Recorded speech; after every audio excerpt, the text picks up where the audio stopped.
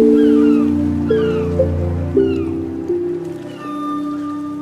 everyone, Joni, Executive Producer on Sea of Thieves here with another weekly dev update. So today I wanted to talk a little bit about next week's update that's coming on December the 11th.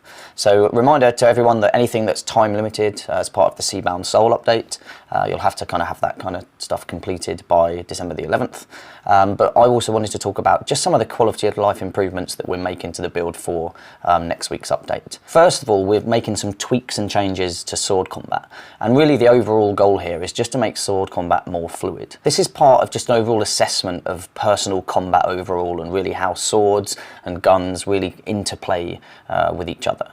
And so this is just kind of one step along the path to improving personal combat overall, but I'll talk through some of the details of some of the changes that are coming here. First of all, when you kind of strike with a sword and you miss, like the cooldown until you can strike again is shorter now, so we've reduced the time that you kind of can't strike again. When you're kind of fighting and you manage to block successfully, we've removed the stun lock that kind of happened there, which would kind of lock you in place. That's removed when you successfully block with another sword. When you wield a sword, there's a brief delay before being able to strike, and that kind of matches how guns work.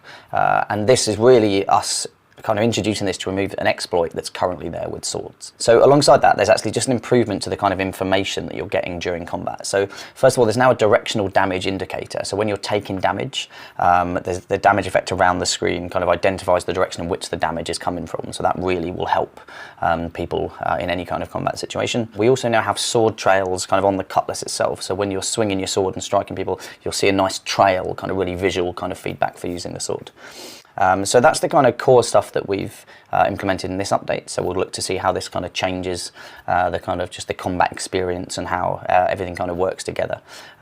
And we've got a bunch of other stuff that we're looking at that will kind of take a bit more time to do, but it is all about just looking at combat, removing any exploits, and smoothing just the rough edges of how swords and guns kind of interact with each other. So a few other quality of life improvements here. So one is the Black Market Archive. This will provide access to previously released items. We'll initially release stuff into the black market, and that'll be the kind of thing that gets introduced that month that Stitcher Jim or whoever is highlighting.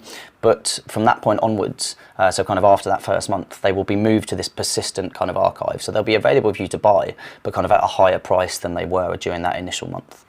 So this, you know, it reduces that kind of critical nature of kind of getting them during that month, but there is still an advantage if you do kind of get them in the month that they're introduced, but they're always going to be available for players that are kind of introduced to the game later. Ammo crates are now in, so we've addressed the issue that was there that like wasn't actually having them spawn in the world to be findable, so you'll actually be able to live out all your ammo crate carrying dreams. Alongside that, you can now sell collector's chests, so empty collector's chests. Once you've kind of taken everything out, you can now sell these to the Gold Hoarders, Merchant Alliance, or the Order of Souls, and you'll get kind of both gold and XP for those chests too. So there's now a value for them, even if you find an empty one that someone's emptied and trolled you with.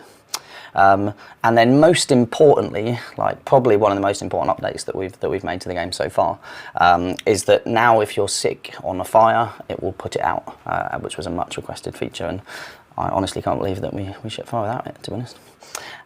But yeah, and that's it for our kind of quality of life updates in next week's update. So next week we'll have more to share, kind of what is coming, but December the 11th is the date that this will be released. So it should be fun. We've got a lot of stuff planned for the kind of month of December, a lot of it themed appropriately. So yeah, it should be a really cool month.